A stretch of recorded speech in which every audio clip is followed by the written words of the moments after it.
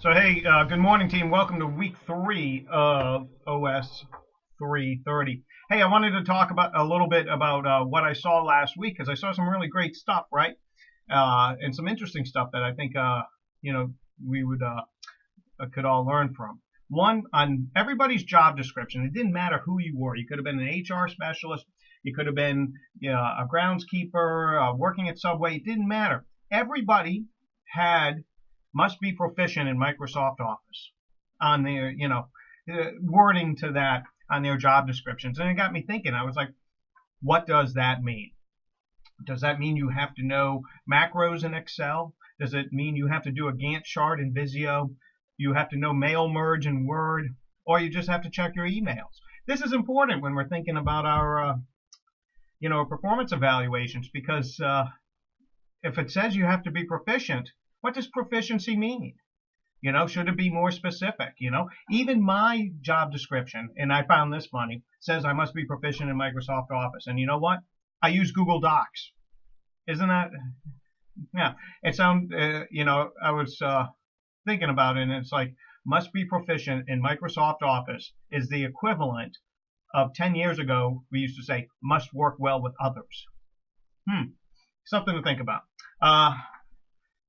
You also got me thinking, because a lot of you guys are in the service industry where you're helping others. And this is something to think about when you're looking at your performance evaluation is quantity versus quality, right? If you are providing help in the medical industry of quality to 1 or 2 patients, does it sacrifice the quantity, the number of patients that you are doing, and how does that affect your performance evaluation? If it does, does that mean you're taking quantity over quality? It's something to think about, and especially as you are writing and monitoring and evaluating others. Does that person that provides very quality care to 1 or 2 people at the sacrifice of others, are they equal to people that provide somewhat lesser care but to a larger group of people? It's a delicate balance. Also, somebody, one of your classmates worked at REI Outfitters, and they're a co-op, and he wrote about how your coworkers would evaluate the team. You being a member of a team, they had input to your evaluations. I found that very interesting because I did not expect that, and that is much like what we were talking about last week in my YouTube on the Navy SEALs. And so yeah, that was very interesting, and I really appreciated the discussion on trust in the workplace in the discussion boards. And here's something to think about as you grow in your careers and move on is, of course, trust is vitally important,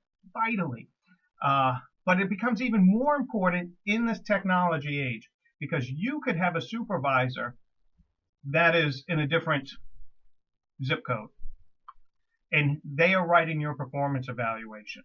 Based on what? They don't know if you're a good member of the team. You might be a good member of a team to your supervisor, who you talk to via YouTube.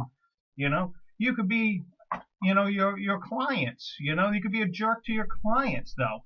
So how in your performance evaluation system do you get that input if you do not work with that person every day?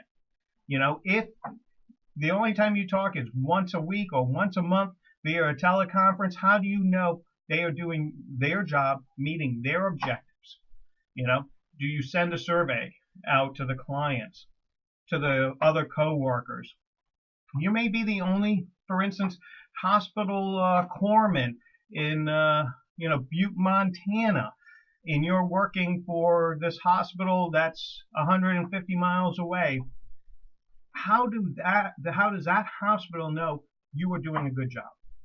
It's trust, and it's a fine line because if you start sending surveys to all of the clients and all of this, are you going to diminish that trust with that employee? So anyways, that's some good stuff to think about. So this week, there's, I think, one discussion board and 2 case studies. I deleted the discussion board, and I'm sorry about if there was any confusion last week.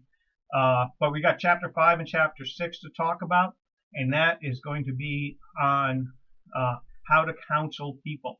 There's a funny video, a couple of videos to watch, but one of them is pretty funny. And these are real life situations you could be in. We've all had those awkward performance reviews, and most of us have been on the other side. But soon you'll be on, or you could be now, delivering those awkward performance reviews. Okay, so this is Dave out, and I really appreciate the communications. Keep it coming.